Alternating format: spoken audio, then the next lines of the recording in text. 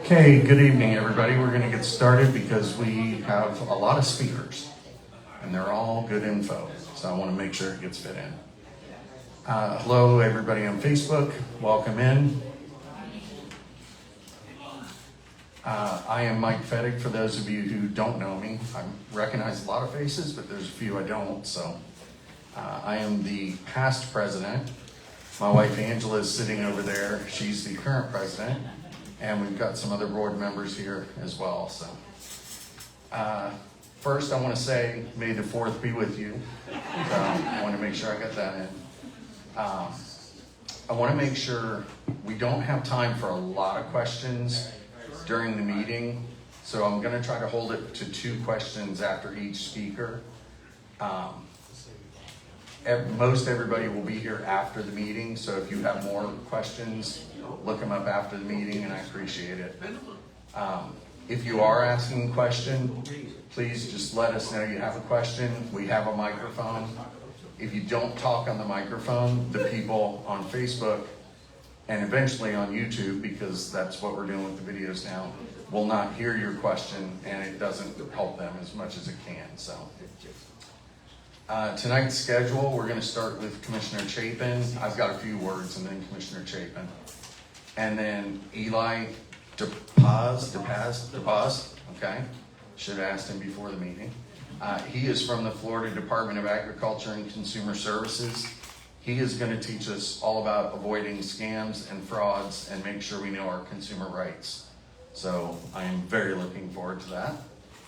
And then Queen, and I also didn't ask her, Queen Massaline. Man, I'm hitting good tonight. She is the Senior Community Engagement Coordinator from OUC, and she and I think a few other people are going to speak to us about how to save energy and save money over the upcoming, soon-to-be-here heat. Like I said, any more than 2 questions, we're going to have to wait until after it's over. I did want to point out, thank you to OUC for providing food from the tamale company. I'm already hungry because I've been smelling it while we were setting up, so I hope everybody's enjoying it. I have a few notes I'm going to go through really quick, sorry. Usually I do these at the end, but I have a feeling we might go long, and I want to make sure everybody hears this. So, May 9th, Ace Hardware is hosting Ace Hardware Kids Activity Day starting at 10 a.m. This is our local ACE, and they are a CPNA business member. They have lots of fun activities for kids, and I believe it's free. So go try them out. It's every second Saturday of the month. So definitely look them up. I have a question. Mike? Okay. Sorry. Where are they actually holding the activities? It's at the store. Yep. Good question. Thank you. May 16th is free hazardous waste collection event at Jones High School. So all that paint and who knows what else you guys might have. You want to get rid of it, this is a free, great way to do that. So mark that on your calendar, 9 to 1. May 18th, do I have any golfers in here? This is a great way to golf and raise some money for charity. The One Heart for Women and Children charity golf tournament is going on. And on your handout, everybody should have gotten a handout. If you didn't, please let us know. We'll get you one. The link for that is on that. May 19th, the city from 12 to 1 is holding a city lunch and learn program on neighborhood emergency preparedness. That's a great way to just sit at home, eat your lunch, watch the computer, and learn some things. So definitely check that out. May 19th, if you haven't got enough of your city-provided good stuff, you can go to Women's Personal Safety class presented by OPD. It's at the police department headquarters. Last time they did it, I believe a few of our people went and really enjoyed it. Lisa, did you go? Yeah. So that's a great way to learn safety, and they have on the handouts is the email to RSVP. OFD has requested community care alarm event. If you happen to live near a large body of water and you have children, you can get up to 2 for your house. It goes on the door, kids open the door, the alarm goes off, so hopefully we're avoiding any water incidents with that. Last but not least, the Orlando Police Department Civilian Police Academy starts May 12th. It's coming up quick, but that is a fun event. You get to do a lot of different things that the police department goes through. I know they take you in the training lab to simulate situations so you get a feel for what it's like. So go to the orlando.gov events page and put in that date of, I believe it's May 12th, yeah. And that should come up, so. With that, I am gonna save some notes for Commissioner Chapin. Yes. Those last 2 items didn't make it to our page. The what didn't? The last two items we're talking about. Okay. She is saying, especially for those of you at home, that the last 2 things I said did not make it to the handout. That's my mistake. So I will try to repeat them at the end. So be ready to write them down. And with that, I'm going to introduce Commissioner Chapin. Thank you, sir. Have a good one.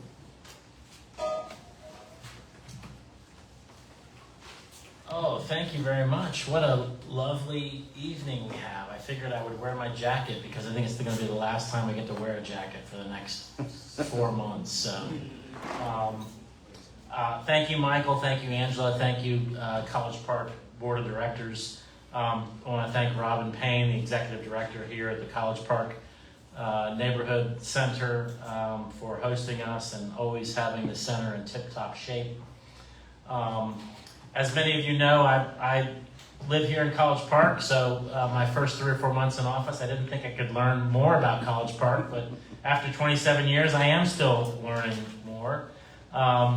I want to start with some good news. The Grove Dog Park is officially moving forward at the Packing District. So I'm looking forward to taking my dog Hudson over there once it's open. Obviously, there's a lot of good things happening at the Packing District, so make sure you're following their social media and their Instagram pages because there's a lot of free stuff going on over there. I'm not sure if everybody knows what the new the 7-Eleven on Edgewater Drive is going to be. It's going to be a black sheep needlepoint shop, if you haven't heard that news yet, which needlepoint is making a big comeback with the young kids, trying to keep them off their devices. But there were a lot of rumors about vape shops and so forth, so it's nice to see a new business. They're already in permitting process going on there. Some of you may have noticed the work going on Orange Blossom Trail. Our office has gotten a lot of questions about that project, and it is a Florida Department of Transportation project. It's going all the way from Colonial up to the 414, and they are making improvements to the roadways, basically a repavement, but they're also going to install bike lanes at select locations, some sidewalk updates, a new median near Mott Lane for safety and improvement. Also in the coming months, particularly probably at the end of the summer, we've got these red light cameras. Well, we are going to have cameras on our school zone flashing lights. So that's going to be coming the first. There's going to be a lot of information about it, and the first several weeks there's going to be warnings put out about it. But those people who are going 10 miles, I think it's 10 miles an hour over whatever the posted flashing light is, if it's 20, if you're going 30, like these are people blowing through. So they're gonna start, and that's, I think there's 4 locations in College Park. So for those of you obviously worried about our school children's safety and even people speeding through our neighborhoods, I think that's gonna be helpful. I want to thank everyone for their patience regarding our record freeze and the solid waste, the yard waste that it created. It actually created more waste than Hurricane Ian here in the city of Orlando, if you can believe that. And when hurricanes come through, you get to declare a national disaster. and you get to put things in place and in motion that get you money back from the federal government and give you an ability to spend money. So our solid waste division really had to kind of roll up their sleeves and do that all on their own. So I really appreciate everyone's patience. I actually scooped up a few piles myself. Let's see here. There's going to be a free shredding event put on by the Orlando Police Department right here on May 16th in the morning. So for those of you who are interested in getting rid of sensitive documents in a safe way, please show up. I know you got a busy evening, so I'm just here to say hello, let you know that we have a sign-up sheet. We put out a quarterly newsletter. If you want to sign up, you'll get on it. And you are my eyes and ears out there, so if there's anything we can do to help out, please feel free to reach out. My legislative aide, Chris Durant, is in the back of the room. Always like to give him a nice shout out, but we're available. Anything we can help with. I want to thank the folks who are here, the Department of Agriculture, OUC, and obviously the College Park Neighborhood Association. So I'm available to answer any questions if anybody has any. I know you have a big agenda tonight. Thank you very much.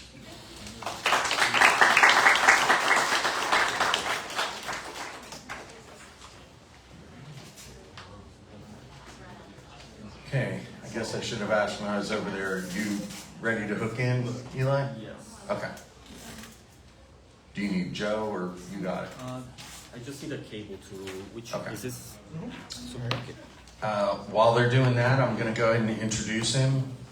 We have Eli DePaz with us. He actually is a College Park resident, so that makes it even better. Like I said, he's going to tell us all about consumer services and the rights we have and how to avoid the latest scams and everything. Once he gets set up, I am going to turn the lights off, so it's going to get a little bit darker, but hopefully we can see the screen better. So.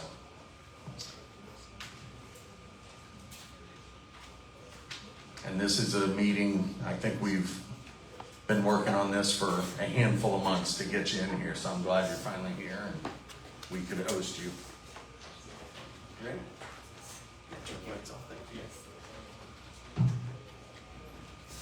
Everyone, can everyone hear me well? Yes. Okay. So good evening, everyone. Like Michael said, I'm a fellow neighbor. I live on Smith, and I also work for the Florida Department of Agriculture and Consumer Services. I serve as an outreach coordinator. So my role is to help educate communities on consumer rights. And tonight we're going to talk about something that can affect anyone, which is scams and fraud.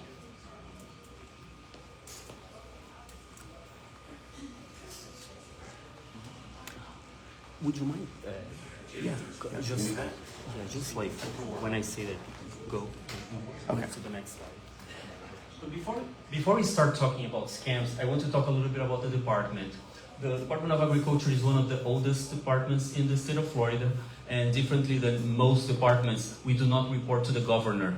We report to the Commissioner of Agriculture, who's an elected official and part of the Florida's cabinet. And aside from the agricultural portion that everybody already knows, we also take care of consumers in the state. We're the state's clearinghouse for consumer complaints, information, and protection. So we do consumer education, which is what I do, outreach.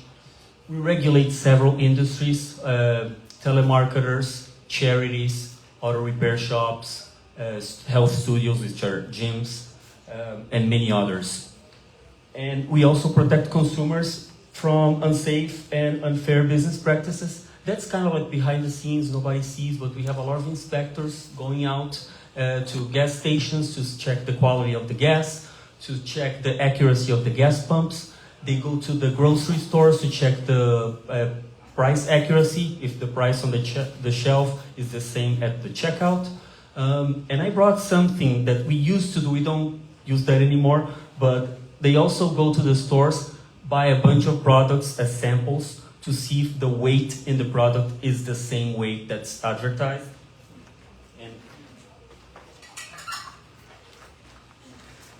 And This is how we used to check accuracy for liquids, like milk, for example. We'd buy a bunch of gallons of milk, pour inside, and it should be here to be accurate. So if it's up, they're selling more, so that's no problem. But if it's below, it means that they're selling less for you. And then we have to place a stop sale on that product until they fix it.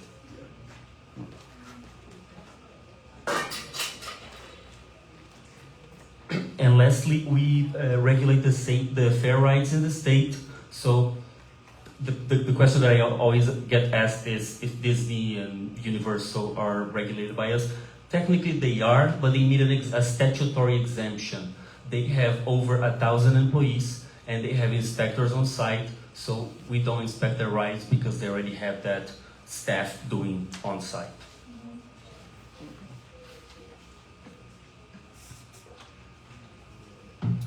So why consumer education matters? We can say that knowledge is power, awareness makes the scammer's job harder, a scam spotted is a scam prevented, but I want to tell why it's important to me. And I want to share a story that happened to someone very close to me, my mom. She's in her 60s, she's very smart, she already retired, but she had a successful career, and by all measures, she's very capable. But one morning she got a call that seemed to be from the bank, but the call was spoofed. And the caller had her personal information, everything checked, and they said that someone was trying to withdraw money from her account and that her account was compromised. So in a moment of fear and urgency, she just followed the instructions of the person on the phone, including wiring $1,000 as a test transfer. Thankfully, my stepdad overheard the conversation and he told her to hang up the phone and call the bank directly, which he did. And then the bank confirmed that they would never ask someone to transfer money over the phone. But what stayed with me the most was not the financial loss. It was how she felt afterward. She was very embarrassed. I only learned about this story months after. And she made my stepdad promise that he would not tell anyone that she was a victim of a scam. And that's exactly why scams work. People feel embarrassed and they don't want to talk about it. They stay silent. But the truth is, anyone can be a victim of a scam. And awareness is your best defense.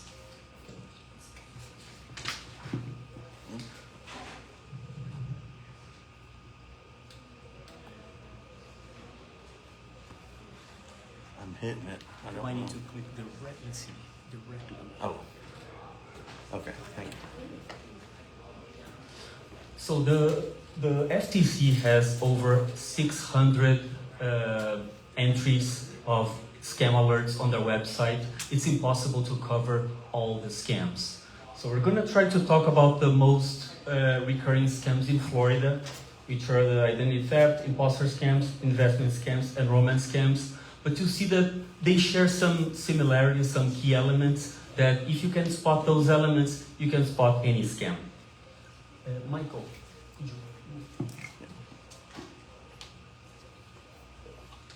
The first one is identity theft.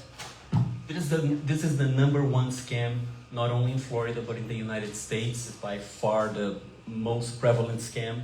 And it works because it's easy.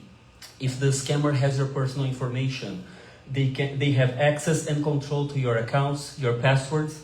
They can do all of that anonymously, and they can reuse the same information to commit fraud several times. So for the scammer, it's a low-hanging fruit.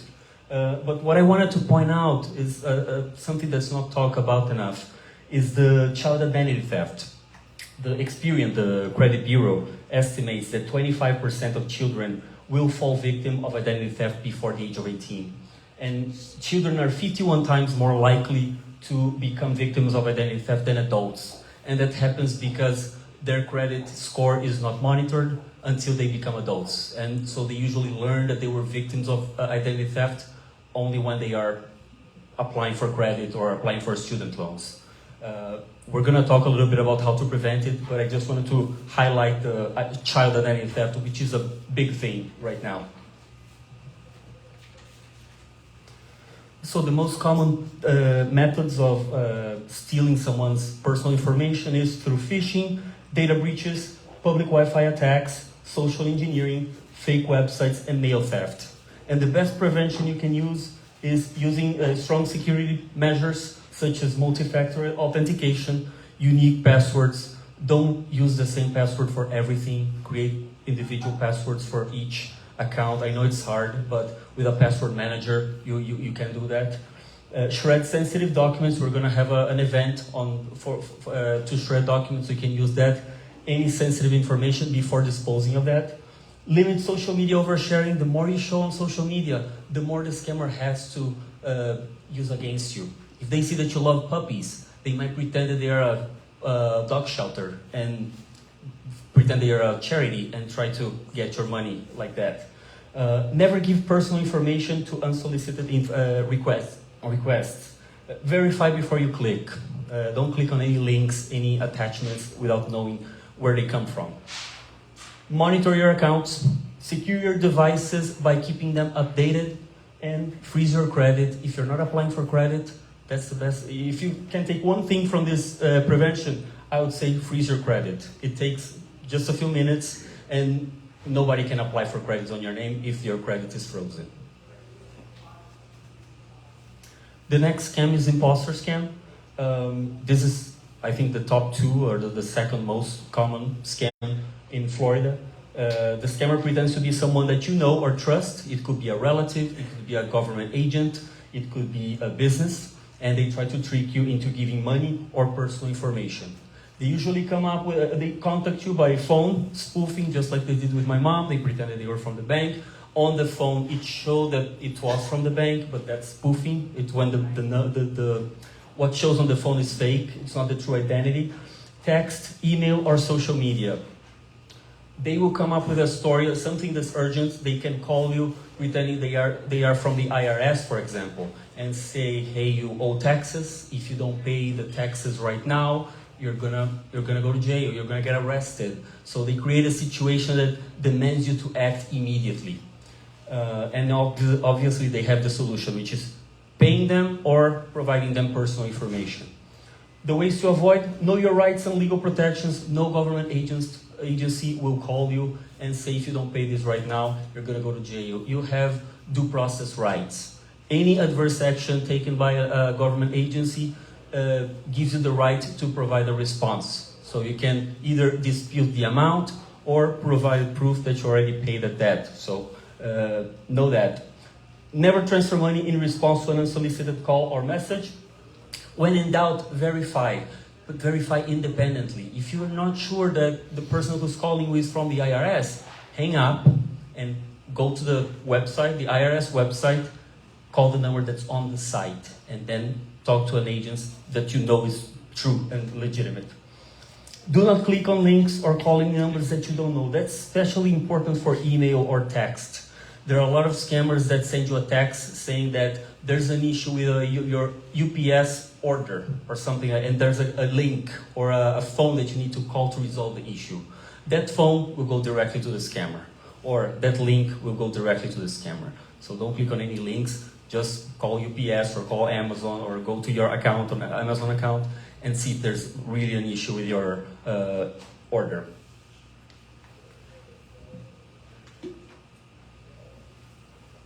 The next one is investment scam.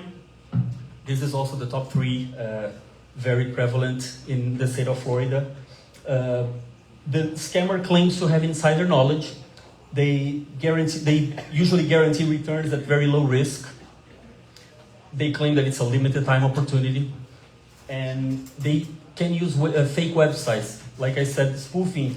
They can create websites that look very real. Some of these scammers are crime organizations that operate overseas, and they have very talented people that can make a website look very real. So having a website, having an app on the phone, that doesn't mean that it's legitimate.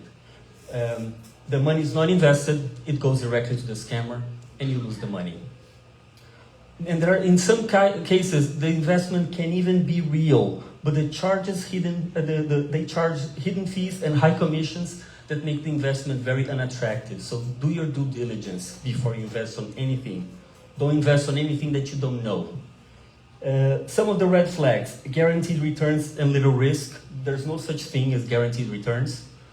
Vague details. They usually say, oh, it's an AI model that beats the market. It's something that's very esoteric, and they don't give a lot of details on how they beat the market. Proven methods to make money. There's no such thing. Nobody knows a proven method of making money. High pressure tactics. They will say that this is a limited time opportunity. The time to buy is right now. They want to bypass your logical thinking. They want to put pressure on you so you make a decision without really thinking about it. And unusual methods of investing. Wire transfer, crypto, unknown apps, gift cards, and sometimes even gold bars. That's what we heard stories of people that went to the store, bought gold bars to give to the scammers. And unsolicited contact. If someone comes to you saying that they have this amazing investment opportunity, it's a time to slow down.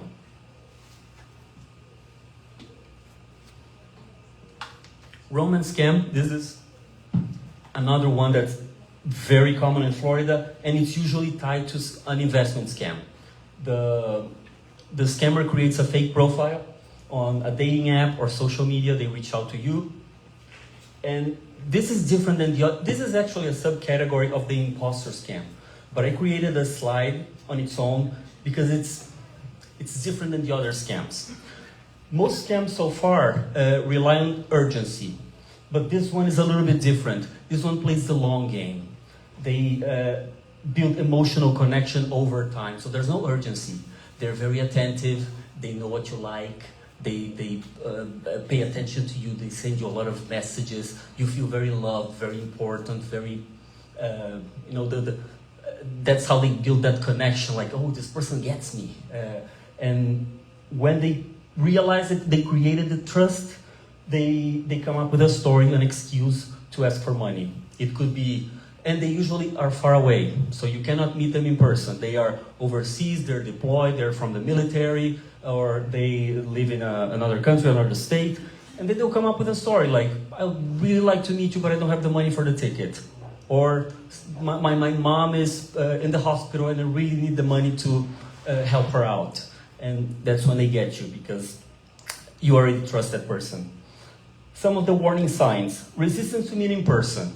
Before we used to say resistance to meet in person or video chatting. But right now with AI, anyone can video chat and pretend to be someone else. So if someone is very resistant to meeting you in person, that's a red flag. Quick declarations of love. Like I said, the person, they're trying to build that intimacy faster. So quick declarations of love, red flag. Request for secrecy. They don't want anyone to know about this because other people will question you, like, do you think this is real? And they don't want that, so they'll ask for secrecy. And ultimately, request for money. They want your money or your personal information. And remember, never send money or gifts to someone you never met in person. And like I said, artificial intelligence makes it harder to identify imposters.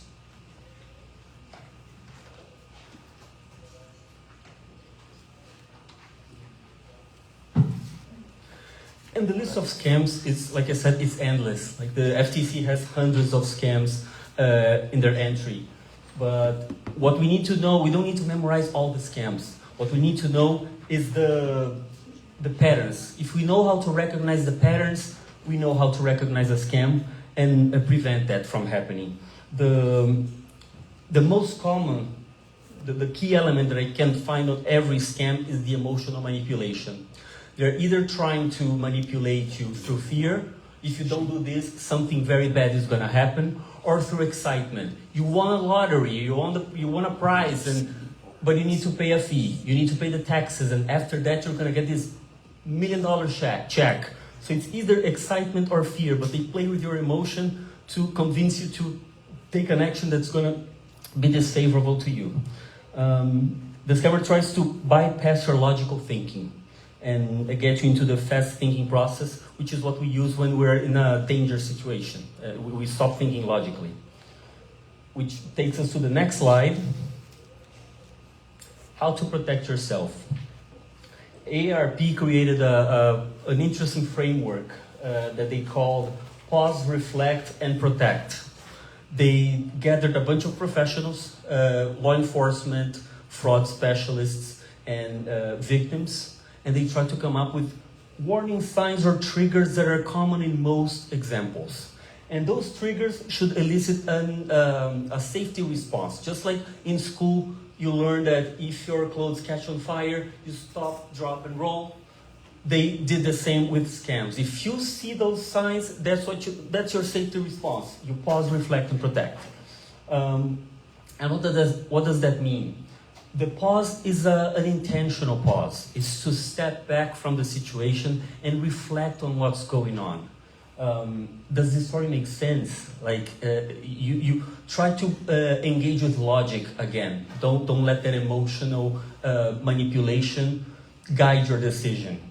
And reflect about it and try to protect yourself. So protecting could be hanging up the phone and verifying, or do not give the money, do not provide the information if you're not sure, verify independently. And based on that framework, I came up with the STOP rule, which is something similar. The STOP is an acronym, like we were going to talk about it in a moment, but it also embodies the idea that stopping for a moment can disrupt that cycle of emotional manipulation and let you engage with logic again. So the S stands for slow down. Scammers rely on urgency to prevent victims from thinking clearly. So taking a moment to pause can interrupt the pressure and give you time to evaluate the situation. The T stands for test the narrative, test the story. Scammers come up with very convincing stories, and they usually have an explanation for everything. But don't take what they say at face value. Question, try to find inconsistencies. Sometimes a small detail can give you the information that you want. For example, you get a text from Amazon saying that your order you have an issue with an order. Wait a second, did I order something from Amazon? That's the stop, slowing down and testing the narrative. Let me check my account. That will be the next one. Test the narrative and observe the warning signs. Was this an unsolicited call? Are they pressuring you to act in a way? Are they demanding money? Those are all red flags. So if the warning signs are there, you tested the story, it didn't fly, it means that you need to protect your information and your money. So don't send any information, don't send your money, hang up the phone and verify that independently. Like I said, this is a general rule, and there is always an exception. The romance scam would be an exception to this because there's no urgency, for example. But most scams will have at least some of those elements. For the romance scam, the surge of emotion is still there.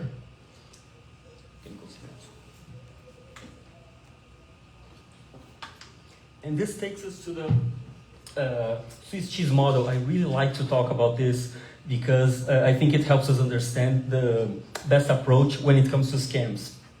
The Swiss cheese model is a safety concept that shows how multiple small layers of protection can work together. So here we see each slice represents a safeguard. Slowing down, verifying independently, recognizing red flags. But each slice also has holes, which means that no single step is perfect. But if you stack several slices of cheese, the holes don't line up and you'll be more protected over time. So the bottom line here is that scam prevention isn't about one perfect rule, but about using several small safeguards that work together to keep you safe. But things happen. What if you've been a victim?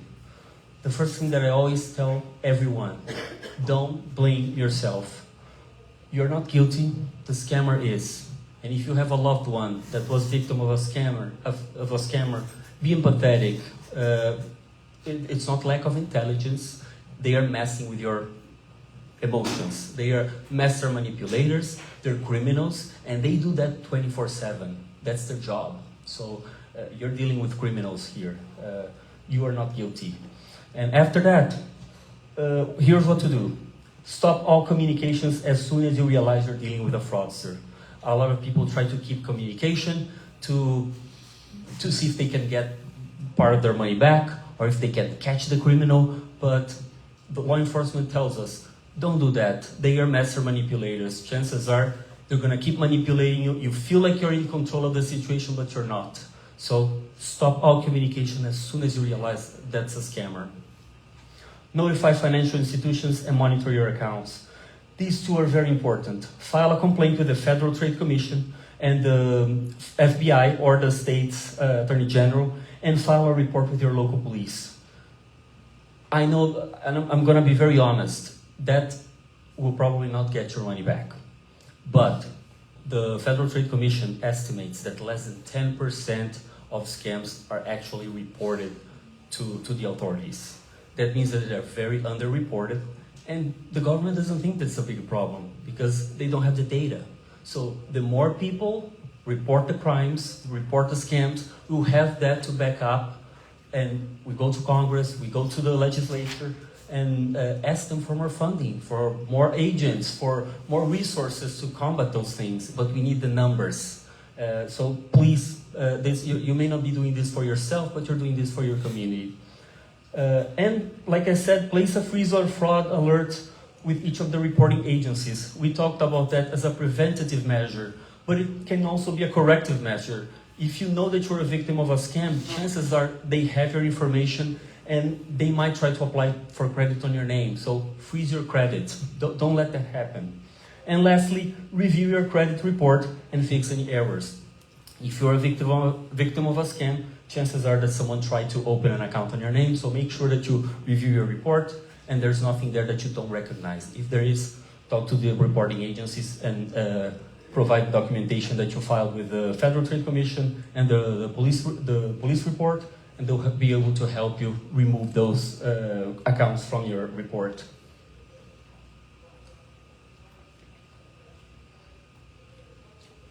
And this is the department's contact information. As the Consumer Protection Agency in the state, we can take complaints against any business in the state, and we can try to help you resolve the dispute. So if you think you are treated unfairly by any business, you can call that number, file a complaint, or go to floridaconsumerhelp.com to redirect you to our website, and you can file a complaint. If we do not regulate that industry, we work with the industry that regulates that type of business to try to find a resolution for you. We also, if you have any questions about consumer rights, you can call the number. And if you if you're charitable and charitable inclined and you want to donate to a charity but you're not sure if they're legitimate, we regulate charities. And our website posts where they spend every money, every penny that you give. So you can go to our website, type the number of the name of the charity there, and see if they are first registered with us. They should be. If they're not, that's a red flag. And if they are, you can check where they're spending the money that you donate to them. And we have the numbers in Spanish and in English. And this is my contact information. If you have any questions or a question that you want to direct to me, you can send me an email or call me on my work phone. I'll be happy to answer any questions. And if you need to take one thing from this presentation, let it be that if you receive an unsolicited request, slow down. Don't trust anyone. Assume that that's a scam.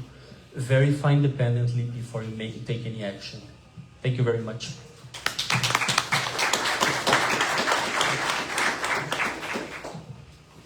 Does anyone have any questions? One thing that you didn't mention that I think is becoming very prevalent now is the way that AI can imitate voices, and all it takes is a little bit, and that's how a lot of seniors get, scammed, because they think it's their grandson or somebody else that's calling. You're very correct, yes. AI now with deep fake, this is becoming very prevalent. Like I said, I think I briefly mentioned the romance scam, like don't trust if someone video chats you, because that's not guaranteed, but you're right. Nowadays, don't trust the video. make sure that you verify that independently. Call the person. If it's your relative, call the relative. Go ahead. Well, I think there's someone behind you first with the microphone. Thank you for the presentation. I was wondering, aside from the kind of consumer side of online behaviors that spill over into real life, is there anything that can be done when you're getting threats, or your child is getting threats, or people are resorting to behavior that falls more under the lines of harassment? I think that would be with the police. If this falls on the line of like crime, harassment can be I think a misdemeanor or a crime. So yeah, we wouldn't take care of that, but you should take some action. You should file a report with the police if you're being harassed.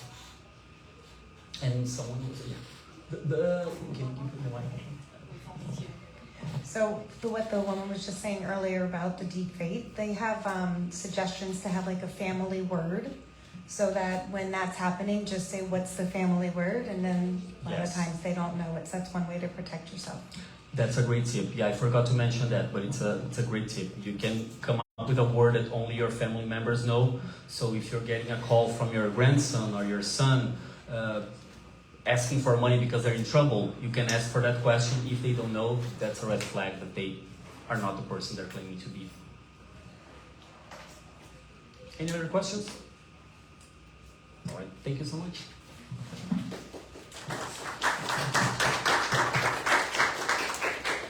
And sorry about that, Jamie. I called an audible because somehow where it had, I never would have bet that would have happened. But okay, so while we switch out laptops and get the other presentation ready, I appreciate everybody being here. I know Monday night it's sometimes hard to get here, but we appreciate that. I will mention during the break, all of our business members are listed on the handout, so definitely try to patronize them when you get a chance. So, you ready? Okay. I am going to introduce Queen Massaline. She's the Senior Community Engagement Coordinator for OUC, the reliable one. Come on up. Thanks for being here. Thank you. All right, good afternoon, or good evening, everyone. As Michael mentioned, my name is Queen Massaline, and I am the Senior Community Engagement Coordinator. I actually have with me today a Link St. Louis. He is our conservation specialist. Hi. Now, I know I'm standing between you and going home, so I promise I will be very quick, but I do have a lot of information that I would love to share with you guys today. So thank you for having us. And what we really want to do is just walk through some ways that you can manage your energy use and lower your bills, especially as we get ahead of some of those summer months. So today we will cover practical tips and tools to save, how your home uses energy, simple ways to lower your bill, and tools and programs that can help with that. So just a quick question for the room. How many of you know which appliance in your home actually uses the most energy? I'll take you right here. Hot water heater? AC. AC? AC. I guess I can go home. You guys are absolutely right. So your AC unit of all your appliances, actually it was 2 questions, and I guess I didn't advance in enough time. But your AC uses 52%. 52%. So you know what that means. If you are cautious with this one appliance, you will see that on your bill. If it's not running like it should be, you will see that on your bill. Next, we have, you mentioned the hot water heater. We have 17% of that. If you are a parent and like myself, I'm always yelling to turn off the lights, cut off the TV, that's about 9% of your bill. It still adds up. Then followed by that, we have your refrigerator and freezer, your range oven, clothes, your dryer, and your dishwasher. But 52%, over half of your bill, is just on that one appliance. And so today, I just want to give you a quick overview of what we have, demand versus consumption. So demand is actually how much you use at one time. So it's the total use at any moment. It spikes when your appliances are run together, but it also can be controlled by small changes. So how many of you get off work, we come home, we cut on the oven to get dinner started, we go take a shower real quick if we didn't get a chance to wash clothes, we're cutting on we're doing a load of clothes. How many of you fall into that pattern? I'm gonna be honest, it's me. Oh, it's just me. Okay. I need to sit where you guys are. So your water heater, your oven range, running these appliances at the same time can actually increase your demand. And what we want to do is kind of change that, which can be done with your small changes. Now imagine electric like using a car. So consumption, which is what you use over time, it adds up with daily usage, and that is measured in kWh. Your demand, which is everything that you use all at once, is the spike when everything runs all together. That is what is considered kW. So the next time you get your bill, take a look at that kWh when you see how much you pay for your electricity use. Now consumption, again, is the total miles, so that's that whole trip. And then demand is how fast were you pushing that pedal when you were going. So we try to bring it to something that can kind of correlate together. It's like driving a car. If you're pushing the pedal to the metal, you're revving that engine, everything's kicking up in high gear, so that demand is kicking in. And then consumption is just how far you trip. It's everything that you did totally. So knowledge is power. Ways to save, know your use. We actually at OUC have real-time tools that you can use to help you monitor your home's use, identify spots and spikes, periods within your usage, and adjust throughout the month. How many of you have a bill alert set up on your account now, currently? Okay. And what about a usage dashboard? Do we have anyone that has used the usage dashboard? Okay. So what do you think about it? I love it. That's what I You do as well, sir? It's effective. It- When I feel like I want to have that insight, Mhm. I understand, oh, the bill really went up. Like, why?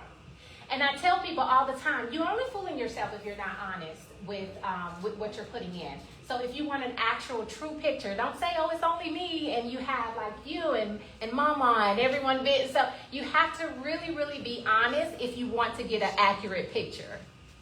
So this is a dashboard for some of you that may be familiar with it. If you do not use the dashboard right now, I encourage you to sign up for it. As you can see right here, there's that kWh that we talked about. That shows in real time what you're doing at that moment. So it does it in 15-minute increments throughout the day.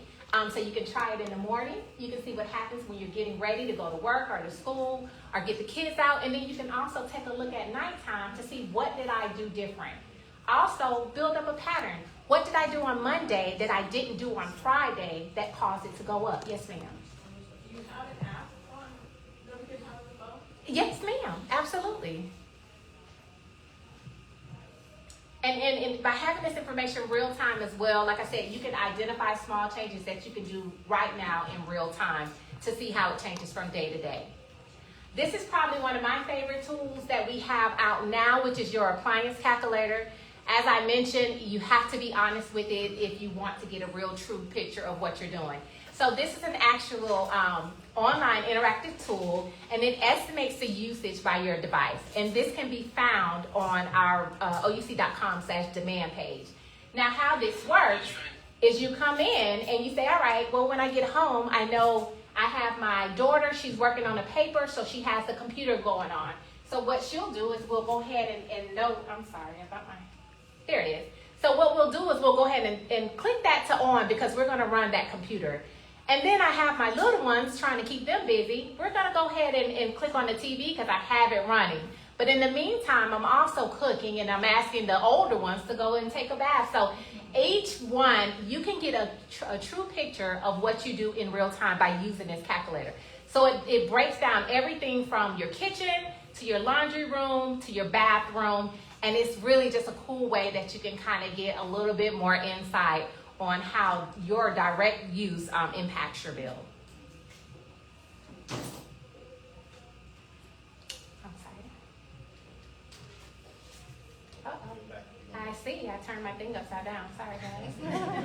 I got excited talking about that calculator. So next, I'm going to go ahead and bring up A-Links, who's going to give us some more tips about different programs that we have. Yes, All right, good evening, folks. I'm Alex St. Louis with OUC. I've been working there for about 13 years now, and I started auditing about 7 years ago. I do energy and water audits, so I was here 3 hours ago that way helping a customer who had irrigation would not stop running. So I was wet, had to go home, take a shower, come back here. So I was mad because I was like, I was right here. I could stay right here. It's okay. All right, so we're going to talk about summer heat, and this is where I would say to everyone, if you don't need an audit, you probably know somebody that needs one. So don't check out if your bill is not high. Keep in mind, keep your hat on for somebody else who's not here at the meeting. So these are free audits. We go to homes. You call up customer service. You set it up with customer service. If you have a few minutes, I have a sheet back there. You can sign up to do an audit for yourself, and we can go from that point on. But our audits are free. I will tell you that is also a scam. Okay. Some people will go out there and say, OUC is coming to your house and we're going to audit you and it's going to cost you. No, it does not cost you a thing. It's free. Okay, so just get that out the way. And good presentation, by the way, scam. I used to work at a bank, and yeah, it's very true. Yeah. So now preparing your home for now. Let's see where we go. There we go. All right, we have audits that we do. When we go into your home, we're going to assess your home. And there are several key points when we get to the home that we're going to assess. We assess outside and inside. Depending upon the day, if it's a rainy day, we will start inside and work our way outside.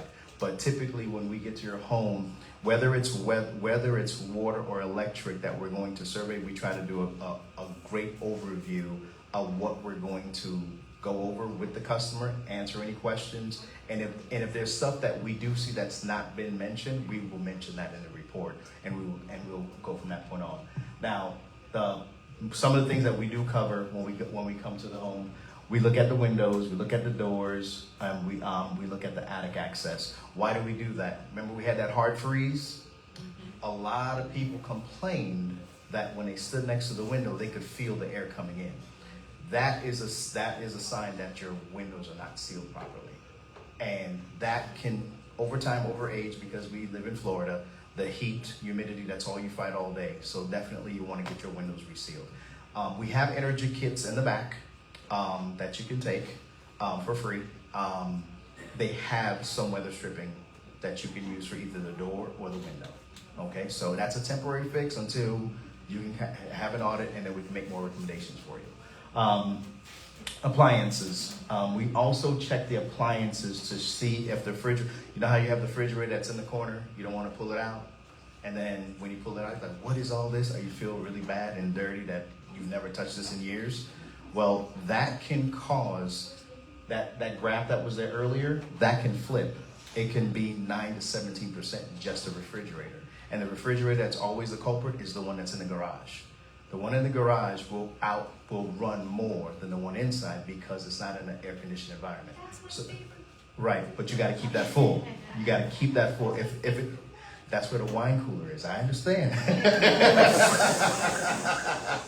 But you got to keep that fridge full. If you have a secondary refrigerator outside in the garage, keep it full. Whether it's the freezer or the refrigerator, keep that full. And the gasket that's around the refrigerator or the freezer, make sure it's not worn, because you just got to replace it. But the one that's inside, just make sure you pull it out and clean it behind it and go from that point on. Dryer vents is another thing that I will tell anyone. I just recently had to replace my entire exhaust dryer vent and the hose, because simply when the house was constructed, they didn't follow what they were supposed to do. So every time I ran the dryer, it was running 2 to 3 times, and I'm just like, I cleaned the exhaust. Well, the exhaust was broken in half. So all the lint was just trapping right there. Why do I say that? When the guy came out, he said, hey, good thing you called, because this would have caused the fire. And so had to get that replaced, and now I'm happy. I'm good with that now. So, but we definitely look for that. We definitely make recommendations for that. AC filter replacement. You will hear this a lot. change your AC filter once every 3 months. We got this high hyperallergenic, blah, blah, blah, all that stuff. I'm going to be very, very honest. Get the cheap one and change it every 30 days. The $4 one is just as good as the $20 one. Why? Because here's the thing. The $20 one will choke your system over time. Okay, so when they tell you to do it every 3 months, no, you're about to choke your whole entire AC system, and then next thing you know, you're fighting with someone saying, what's the problem? What's the problem? Well, the filter was the problem. So change it every 30 days, go with a cheap one, and go from that point on. Coils. We recommend coils should be checked and cleaned once a year. Okay? Because you are in Florida. If you tell me you don't use your AC, great. But when you do use it, if you see just dust keep coming inside the house and you're like, what's going on? Why is it so dusty? It's your coils that's dirty. Okay, so that's what's going on there. All right, LED bulbs. As your lights go out from the incandescent, switch over to LEDs. And now some LEDs have come out now that they're part of the home monitoring, so it knows what's going on, so it dims itself out. So we recommend LEDs as much as possible. Change them out because it's the easiest thing to do. So that way you're not spending a lot of money. All right, so that's some of the things that when we go out, we check for and we make recommendations for. Some customers like to leave the fan on inside the home. Not talking about the ceiling fan. That's not the issue. They leave the fan on inside the AC handler. They leave the fan on.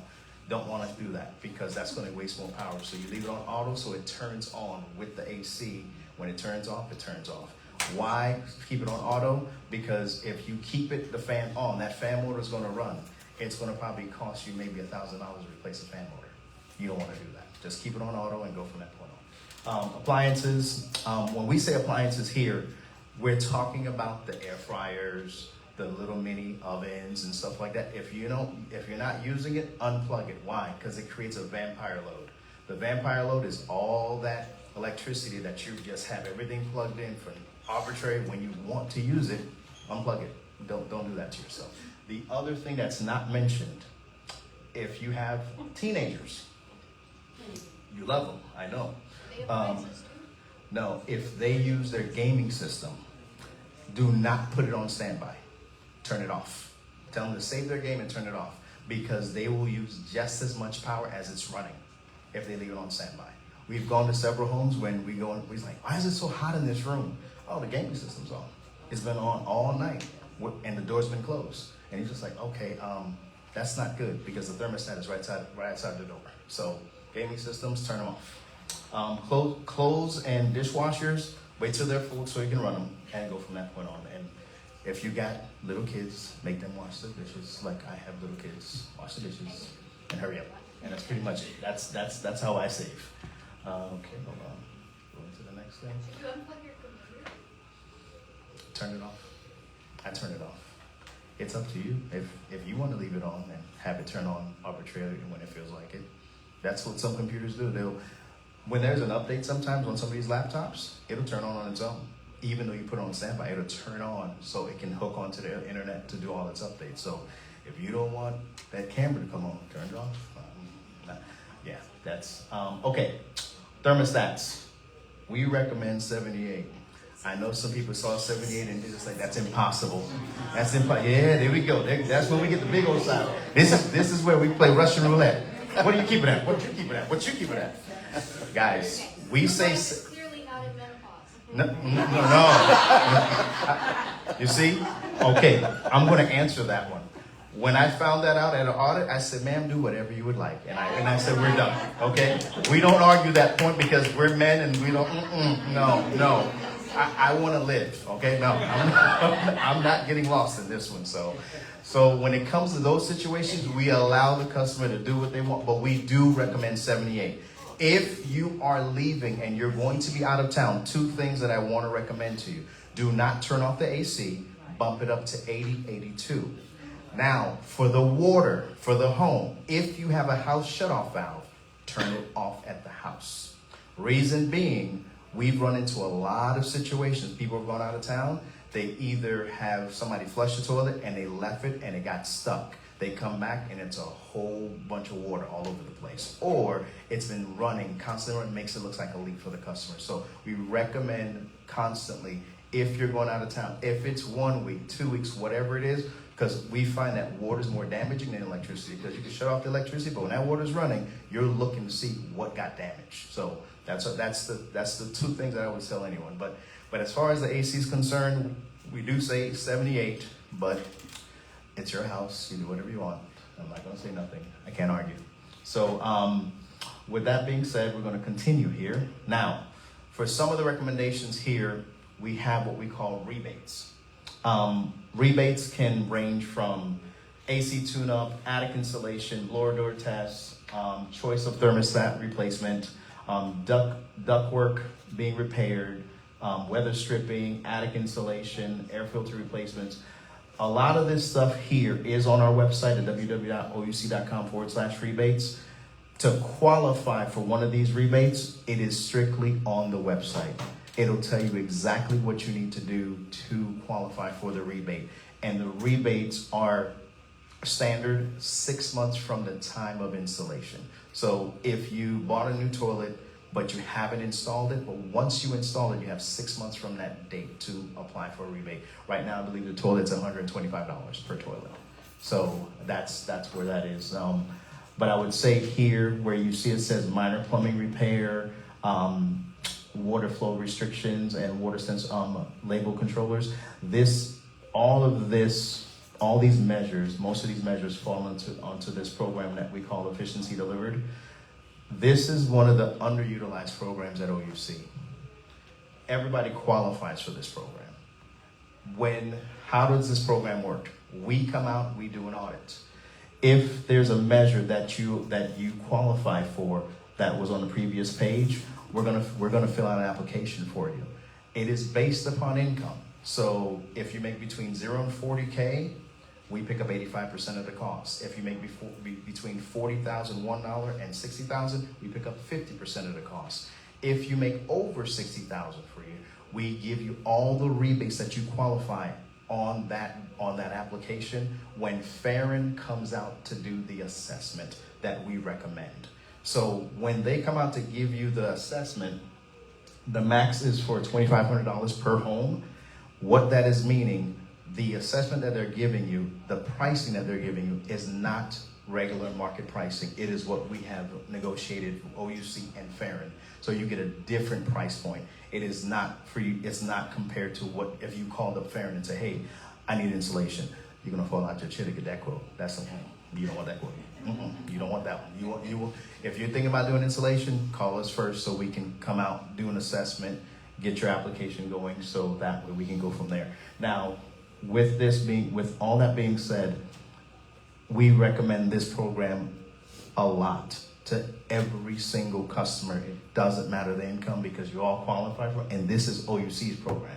This is not like a city program or a county program where you have to wait a gauntlet of time. No, everyone qualifies for this program. You just need to sign up for an audit so we can get the ball rolling for that.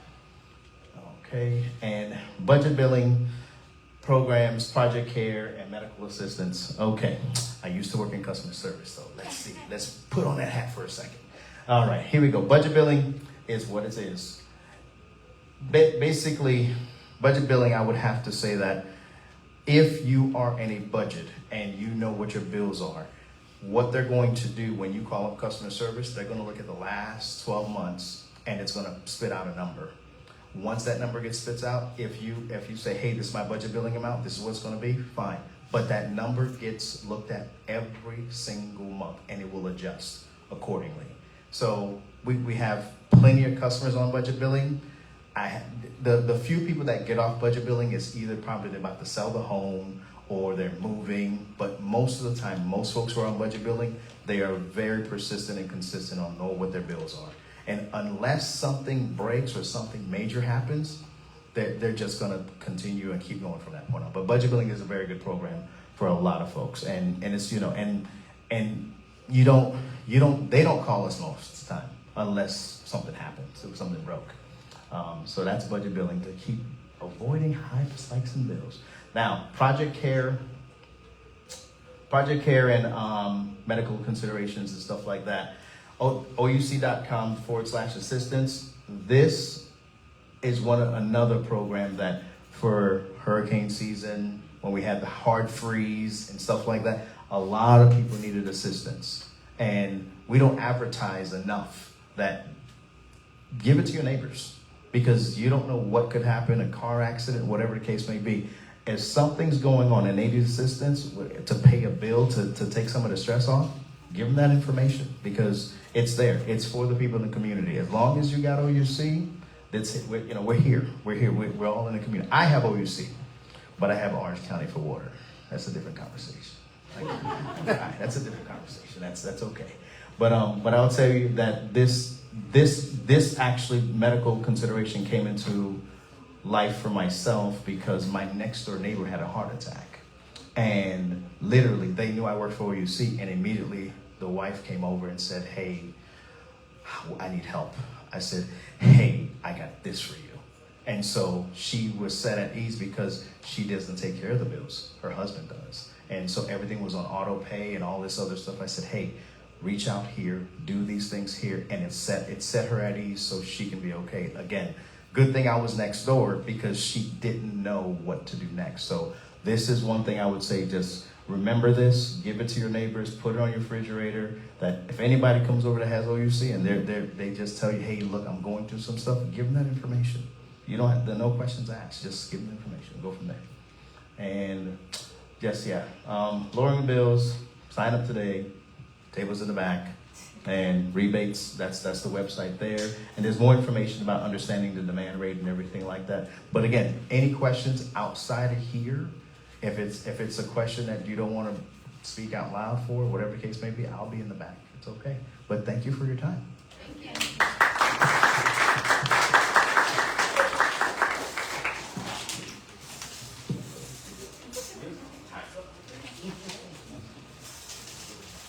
Really quick, did anybody have questions for them? Okay. One of the things that you want to unplug is your toaster. When I first moved to Florida, I kept burning up, the toasters kept breaking down every year.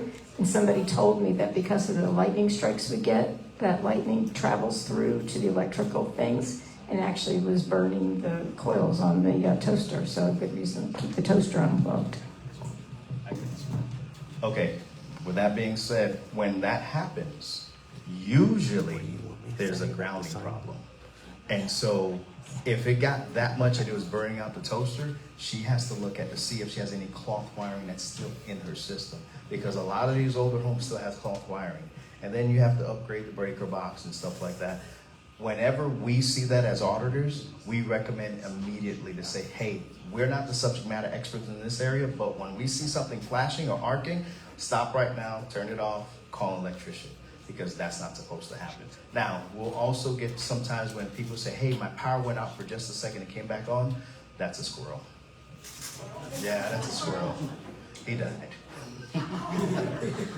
Hi, we're preparing for the summer months. Are there any specific programs you have in place for our seniors? Any type of outreach you have for our seniors, and then even specifically our vulnerable seniors, those maybe in poor communities or older homes? As far as reaching out to them? Yes, as far as your outreach efforts and programs. So similar to what we're doing right now, our goal is to get out into these communities and speak with them. While each district works differently, we are always taking any suggestions that you have. So if there's a home that you work with directly, please, I'll leave my card.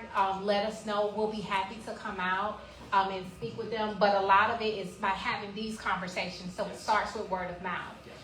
But we do have different programs that we offer. Medical alert is a big one. A lot of our seniors may be dependent on oxygen, and so that's a tag that goes onto their account. So we know there is a medical necessity for that electricity, and we'll make special arrangements on that.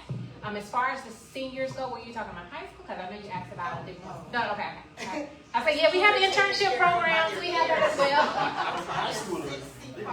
Yes. So at any point in time, I know we work with some of the different senior citizen centers here where they actually come in, not the ones that are resident at the location, but for the ones that actually come in, we do. And so this is the forum for that. So if there's ever any that you know about, I'll be happy to take that information. But I do want to just remind you guys that these audits are free. So just like you had a question about your toaster, like anything, our guys, this is what they do. And so please, if you have any questions, even if you want to just get an update on where you're at with your home, what you can do. I don't know about you guys, but I need my bills to stay low. We got other things to worry about. So if I was you, I just sign up. We have a sign up sheet in the back of the room. Only thing we're taking today is just your name and your phone number. And then we will have our team reach out to you. So you don't have to do much, but just sign up, and that's in the back of the room. And grab some kids, please. Yeah, please take it.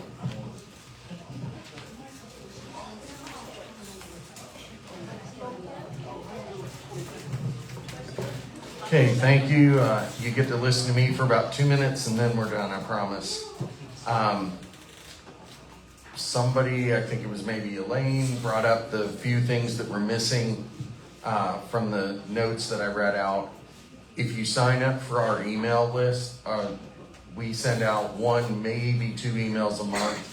I really try to keep it low so I'm not bombing everybody's email page. But this is the type thing that I send out.